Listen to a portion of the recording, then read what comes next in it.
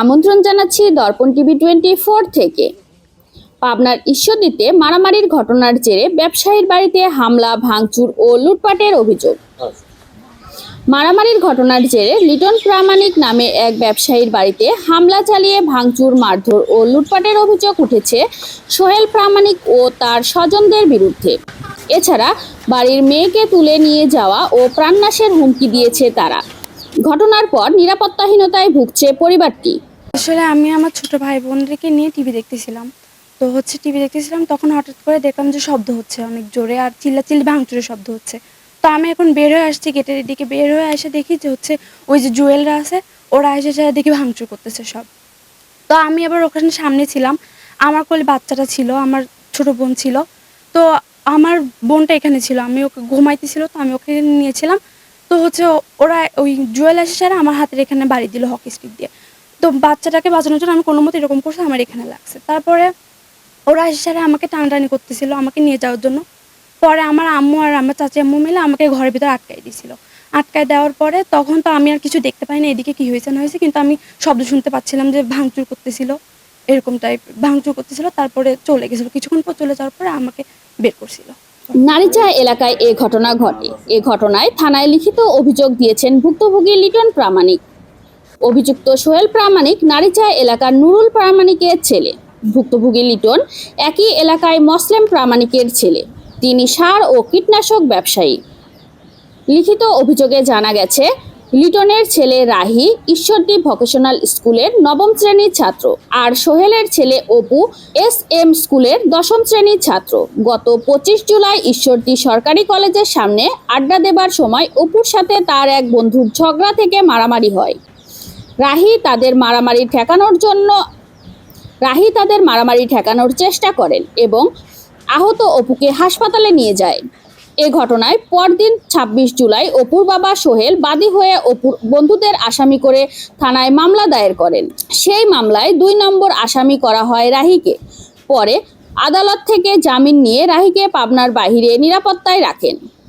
গত 3 আগস্ট অপুর বাবা সোহেল তার মামলার আসামিদের মধ্যে নির্জন নামে একজনকে ধরে মারধর করেন। পরে গত মঙ্গলবার নির্জন তার লোকজন নিয়ে আবার সোহেলকে ধরে মারধর করে। এই ঘটনার সাথে রাহি ও তার পরিবারকে অভিযুক্ত করে মঙ্গলবার সন্ধ্যায় লিটনের ভাই জুয়েল প্রামাণিকের নেতৃত্বে রানা, নাজমুল, সাদ্দাম, সাগর সহ অন্তত 20 জন লোক রাহিদের বাড়িতে গিয়ে হামলা চালায়। মারামারি হয়েছিল, মানে ওরা বন্ধু বন্ধু একসঙ্গে ছিল। এখন বন্ধু বন্ধু এই ছেলে বলে গালাগালি পড়েছিল, তো আমার ছেলে ও থামাতে কোন ছেলে এসে যে ও চাকু মেরে দিছে ও বুঝতেই পারেনি। এখন ওই আবার হাসপাতালে আমার ছেলেই নিয়ে গেছে হাসপাতালে। এখন এইটাই সমস্যা, বুঝছেন। তারপরে এই যে আমার বাড়ির ঘর এসে ভাঙচুর করলো, আমাদের মারলো, আমার মেয়ে বের করে নিয়ে যাচ্ছে, বলছে যে ওই লিটনের বুক ধরে নিয়ে এসে মারবো রাস্তার মধ্যে। আমার ছোট বাচ্চা ছিল, ছোট বাচ্চাগুলোকে বলছে কুচি কুচি করে কাটবো। আর আমার যত যে টাকা পয়সা ছিল আর স্বর্ণ ছিল সব নিয়ে গেল, লাইট টাইট সব অফ করে দিছিল। এখন এটার আমরা বিচার চাই। এ সময় বাড়িতে পুরুষ মানুষ কেউ ছিল না। হামলাকারীরা লিটন প্রামাণিকের মেয়েকে তুলে নিয়ে যাবার চেষ্টা করে। বাড়িতে মহিলাদের বাধায় তারা নিতে পারেনি। এ সময় বাড়ির মহিলাদের মারধর করে। বিষয়টা হচ্ছে টোটালি এমন যে আন্ডারেজ ছেলে পেলে তারা খেলাধুলার মধ্যে তাদের মধ্যে ঝগড়াঝাটি হওয়ার পরে তাদের মধ্যে একটা মারামারি হয়। এই মারামারিটাকে এই মারামারিটা সঙ্গে আমাদের একটা ছেলে ছিল, সে কোনোভাবে ইনভলভ ছিল না, এটা হচ্ছে যথেষ্ট প্রমাণ আছে। হামলা হয় তখন হচ্ছে আমরা ওখানে দাঁড়ায় আছি, আমার চাচি শাশুড়ির সাথে কথা বলতেছি। এর ভিতরে ওরা হঠাৎ করে এসে ওখানে জোরে জোরে মানে ভাঙচুর শুরু করছে। গেটে ভাঙচুর আর বাজে ভাষায় গালিগালাজ করতেছে। লিটন হামজা কই ওদেরকে ই করবো, এবারে বেটা চাল কই, এরকম করতেছে। পরে ঢুকে এসে সাইকেল ওইখানে র্যাক ট্যাক যা আছে সব ভাঙচুর করে সরাসরি ঘরে ঢুকে গেল। ঘরে ঢুকে যে আমরা আমার যা এত বলতেছে যে দাঁড়ান ভাই, আমার কথা শোনেন, আপনারা এরকম করেন না। ও আমার যারেও গালিগালাজ করতেছে। তারপরে নাজমুল এই ঘরে ঢুকলো আর জুয়েল ওই ঘরে ঢুকলো। ঢুকে ইচ্ছা মতো এগুলো সব ভাঙার পরে তারপরে বলতেছে কি যে ওর মেয়ে কই, ওর মেয়ে কই, ওর মেয়ে তুলে নিয়ে যাব। পরে দুই ঘরে ঢুকে তারা মোটরসাইকেল, বাইসাইকেল, টেলিভিশন, ফ্রিজ সহ ঘরের সকল আসবাবপত্র ভাঙচুর করে। আলমারিতে থাকা স্বর্ণালংকার, নগদ টাকা লুট করে নিয়ে যায়। যাবার সময় মেয়েকে তুলে নিয়ে যাওয়া ও সবাইকে প্রাণনাশের হুমকি দিয়ে যায় তারা।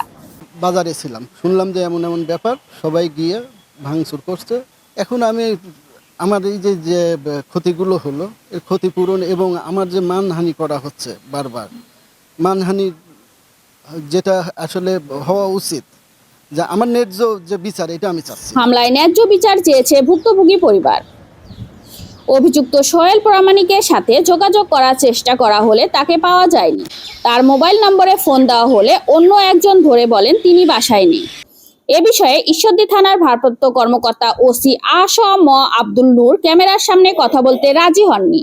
তবে তিনি জানান, অভিযোগ পেয়েছি, মামলা নথিভুক্ত করে আসামিদের গ্রেপ্তার করা হবে। দর্শক, এতক্ষণ দর্পণ টিভি 24 এর সাথে থাকার জন্য ধন্যবাদ।